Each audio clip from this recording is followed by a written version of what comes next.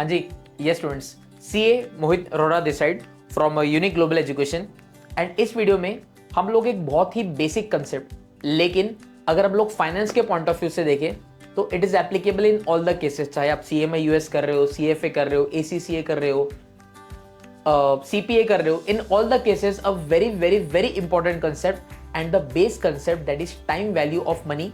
हम लोग उससे रिलेटेड कंसेप्ट को जानने वाले हैं and we'll get to know in detail कि बचपन में तो हमने पढ़ रखा है कि सिंपल इंटरेस्ट और कंपाउंड इंटरेस्ट होता क्या है। जब हम छोटे बच्चे थे तो स्कूल में हमें टीचर्स ने फॉर्मूला याद भी करवाए हैं, बट एक्चुअली उसके पीछे का लॉजिक होता क्या है and how are this concepts applicable to us in practical life, हम लोग ये सारी चीजें जानने वाले हैं। यस, तो जो इंटरेस्ट का कंसेप्ट होता है it start from the basic concept that is time value of money. अब sir, time value of money क्या होता है? हम सबको पता है कि जो पैसा होता है, पैसे की परचेसिंग पावर जो होती है विद टाइम चेंज होती है। Let us take an example. एक जो 100 रुपए का नोट है, 100 रुपए का नोट आज से 10 साल पहले भी वैसे दिखता था, 100 रुपए का नोट आज भी वैसा ही दिखता है। एंड मान लेते हैं कि 100 रुपए का नोट 10 साल बाद भी वैसा ही दिखेगा। लेकिन let us take an example of the year 2014, ठीक है? Let us take an example of the year 2014, जब पेट्रोल का रेट चल रहा था ₹50 पर लीटर। तब मैं अगर पेट्रोल पंप पे मेरी 100 रुपए की नोट लेकर जाता तो सीधी बात है मैं 2 लीटर्स ऑफ पेट्रोल परचेस कर पाता था। लेकिन जैसे टाइम चेंज हुआ, हम सबको पता है कि पैसे की परचेसिंग पावर विद टाइम कम होती है। एंड द मेन रीजन जिसकी वजह से पैसे की परचेसिंग पावर विद टाइम कम होती है is inflation. Yes, I am sure आप सबने इन्फ्लेशन के बारे में सुन रखा होगा। तो इन्फ्लेशन की वजह से क्या होता है, फास्ट फॉरवर्ड टू 2024, जो पेट्रोल के प्राइसेस है, let us take an example, they increase to ₹100 per litre. अब पेट्रोल के प्राइसेस अगर 100 हो जाएंगे एंड मैं वही अपनी 100 रुपीज की नोट अगर पेट्रोल पंप पे लेकर जाऊंगा तो क्या लगता है इस 100 रुपीज में मैं कितना पेट्रोल परचेस कर पाऊंगा? Yes, I will be only able to purchase 1 litre of petrol. Fast forward to 2034, let us take an example कि पेट्रोल के प्राइसेस और बढ़ते हैं and in the future petrol के prices increase to ₹200 per litre.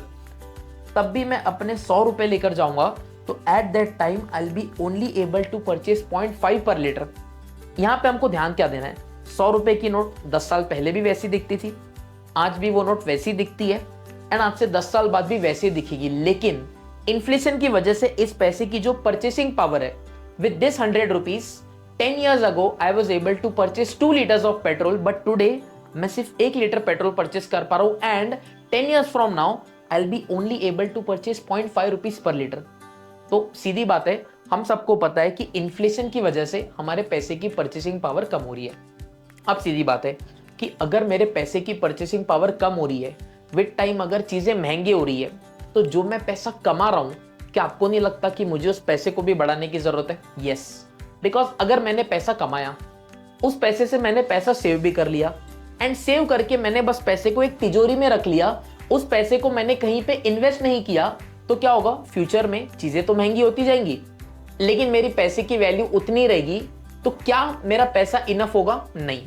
मतलब sir, चीजों के भाव बढ़ रहे हैं, उसे कॉम्पेंसेट करने के लिए मुझे अपने पैसे को भी बढ़ाना पड़ेगा एंड पैसे को बढ़ाने के लिए मुझे क्या करना पड़ेगा? इन्वेस्ट। मैं मल्टीपल जगहों पे इन्वेस्ट कर सकता हूँ। मैं ऐसी जगहों पे इन्वेस्ट कर सकता हूँ जहां पे रिस्क ज्यादा होगा, रिटर्न्स ज्यादा होंगे। जैसे कि आप बात कर सकते हो इक्विटी की, बात कर सकते हो रियल एस्टेट की, बात कर सकते हो कमोडिटीज की, बात कर सकते हो। टू द कॉन्ट्रेरी, मैं कहीं ऐसी जगहों पे इन्वेस्ट कर सकता हूं जहां पे मेरा रिस्क तो लिमिटेड है लेकिन उसमें रिटर्न्स भी लिमिटेड है। Let us take an example of the most safest example. जब भी हमारे पापा दादा की बात आती है and whenever we talk about investing, सबसे पहला उनके दिमाग में जो ख्याल आता है इस बेटा एफडी कर दो। So yes, let us take an example of FD कि हमने बोला कि चलो यार इन्फ्लेशन 6% से होता है, सो आई वांट कि मेरा पैसा भी स्टेबल 6% से बढ़ता रहे एंड 6% से मैंने बैंक में गया, मैंने करवा दी FD. Let us take an example, simple example लेता हूं कि today is 1st of Jan 2025। 1st of Jan 2025 के दिन मैं अपने 1 लाख रुपीज लेकर जाता हूं अपने बैंक के पास। Let us take an example, I have an account with State Bank of India and मैं स्टेट बैंक ऑफ इंडिया को कहता हूं मुझे 1 लाख रुपीज डिपॉजिट करना है। कितने टेन्योर के लिए? Let us take a simple example कि I need to deposit this amount for the tenure of 3 years, ठीक है? मुझे कितने टेन्योर के लिए डिपॉजिट करना है? 3 years के लिए। अब ऑब्वियसली जब मैं बैंक के साथ फिक्स डिपॉजिट रखूंगा तो बैंक मुझे कुछ ना कुछ इंटरेस्ट कोट करेगा let us take an example, the bank has quoted me the rate of interest of 6% per annum. ठीक है, बैंक ने इंटरेस्ट कितना कोट किया है मुझे? 6% पर एनम। अब सीधी बात है, बैंक मुझे 6% पर एनम दो तरीके से दे सकता है। या तो बैंक मुझे 6% पर एनम सिंपल इंटरेस्ट दे सकता है, या तो बैंक मुझे 6% का कंपाउंड इंटरेस्ट देगा। नाउ प्रैक्टिकली समझते हैं डिफरेंस होता क्या है। सर सीधी बात है, अगर बैंक ने मुझे 6% पर एनम का सिंपल इंटरेस्ट दिया है, इट मीन्स कि eight the end of 1 year क्या होगा? Sir eight the end of 1 year मैंने 1 लाख रुपीज बैंक में डिपॉजिट रखा है, बैंक मुझे इस पर 6% इंटरेस्ट देगा। 1 लाख का 6% कितना होता है? 6,000 rupees. Now the most important assumption that works under the concept of simple interest is कि मैं इस 6,000 रुपीज को बैंक से विड्रॉ करूंगा। विड्रॉ कर लूंगा मतलब क्या? मैं eight the end of 6 months bank के पास जाऊंगा, वो जो 1 लाख का प्रिंसिपल मेरा बैंक के पास पड़ा हुआ है वो तो पड़ा ही रहेगा, लेकिन ये जो 6,000 का इंटरेस्ट है मैं इसको क्या कर दूंगा? विड्रॉ कर लूंगा। जैसे मैंने 6,000 का इंटरेस्ट विड्रॉ किया, मतलब eight the end of 1 year for the next year bank के पास मेरा सिर्फ कितना पड़ा हुआ है? वही 1 लाख। सेकेंड ईयर में भी मैं कितना इंटरेस्ट कमाऊंगा? 6,000 का। देन मैं फिर से eight the end of second year जाऊंगा, बैंक से मैंने 6,000 का इंटरेस्ट विड्रॉ कर लिया। थर्ड ईयर के लिए फिर से मेरा 1 लाख रुपीज डिपॉजिट है, उस 1 लाख रुपीज पे मैं 6% दैट इज 6,000 रुपीज कमाऊंगा, and at the end of 6 years मैं बैंक से 1,06,000 रुपीज लेकर आऊंगा। मैं यहां पे समझा क्या? सर मैं यहां पे सिंपली इतना समझा कि simple interest works on the simple assumption कि जो भी आप इंटरेस्ट कमाओगे उस इंटरेस्ट को मैं eight the end of the year क्या कर लूंगा? विथड्रॉ कर लूंगा। मतलब उस पैसे को मैं री इन्वेस्ट करूंगा क्या? नहीं। एंड जो कि इस पैसे को मैंने री इन्वेस्ट नहीं किया, तो री इन्वेस्ट ना करने की वजह से मैंने फर्स्ट ईयर में भी 6,000 का इंटरेस्ट कमाया, मैंने सेकेंड ईयर में भी 6,000 का इंटरेस्ट कमाया, एंड मैंने थर्ड ईयर में भी 6,000 रुपीज का ही इंटरेस्ट कमाया। अब सर कंपाउंड इंटरेस्ट इससे अलग कैसे होता है?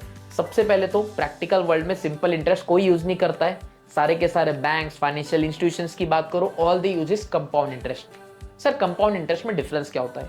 The main difference in the assumption is, compound interest क्या बोलता है कि जो भी आपके इंटरमीडिएट कैश फ्लोज होंगे, मतलब जो भी इंटरेस्ट आप पहले साल में कमाओगे, सेकेंड ईयर में कमाओगे, मैं उन इंटरेस्ट को बैंक से विड्रॉ नहीं करने वाला हूं, लेकिन मैं उस इंटरेस्ट के अमाउंट को बैंक में री इन्वेस्ट कर दूंगा। क्या कर दूंगा? मैं री इन्वेस्ट कर दूंगा। अब री इन्वेस्ट कर दूंगा मतलब क्या? Let us take a simple example कि मैंने T0 पे 1 लाख रुपीज इन्वेस्ट किया, उस पे मैं इंटरेस्ट कितना कमाऊंगा? I will earn an interest for 6% that is 6,000। अब मैं इस 1,000 रुपीज को विथड्रॉ नहीं करूंगा, लेकिन री इन्वेस्ट कर दूंगा। अब री इन्वेस्ट करने की वजह से होगा क्या? In case of simple interest मैं 1 लाख पर 6% कमा रहा था फॉर द सेकेंड ईयर, लेकिन कंपाउंड इंटरेस्ट में मैं 1 लाख पर 6% नहीं, लेकिन आई विल बी अर्निंग 6% ऑन 1,06,000। तो एक बार करते हैं कैलकुलेट, 1,06,000 पर 6% होता क्या है? ठीक है, give me a minute. Yes, so 1,06,000 का अगर आप 6% करोगे, सो इट कम्स टू 6,360। यही interest for the second year simple interest में कितना था? 6,000। Here it is 6,360। And same will go for the third year. Sir third year में क्या होगा? फॉर द थर्ड ईयर मेरा 1 लाख रुपीज तो इन्वेस्टेड है, मैंने इसमें 6,000 रुपीज फर्स्ट ईयर का इंटरेस्ट भी री इन्वेस्ट कर दिया, 6,360 सेकेंड ईयर का इंटरेस्ट भी री इन्वेस्ट कर दिया। मतलब जो मैं थर्ड ईयर इंटरेस्ट कमाऊंगा, मैं 1 लाख पर नहीं कमाऊंगा, लेकिन आई will earn this 6% interest on 1,12,360। अब 1,12,360 इंटू 6% जब मैं करता हूं, तो इट बिकम 6,741.6 रुपीज। ये मैं सिंपल इंटरेस्ट में कितना कमा रहा था? 6,000।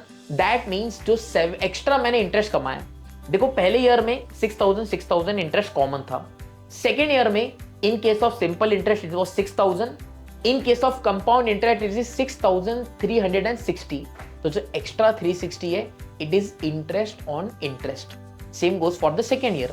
सेकेंड ईयर में मैंने सिंपल इंटरेस्ट में कितना कमाया था? सिर्फ 6,000, लेकिन कंपाउंड इंटरेस्ट में मैं कितना कमा रहा हूं? 6,741.6। मतलब जो कंपाउंडिंग का इफेक्ट है वो मैग्नीफाई हो चुका है, जो इंटरेस्ट ऑन इंटरेस्ट है वो बढ़ चुका है, एंड मैं एक्स्ट्रा कितना कमा रहा हूं? 741.60। This is nothing but it is the concept of compounding. I hope आपको कंपाउंडिंग बहुत बढ़िया तरीके से समझ में आ गया होगा।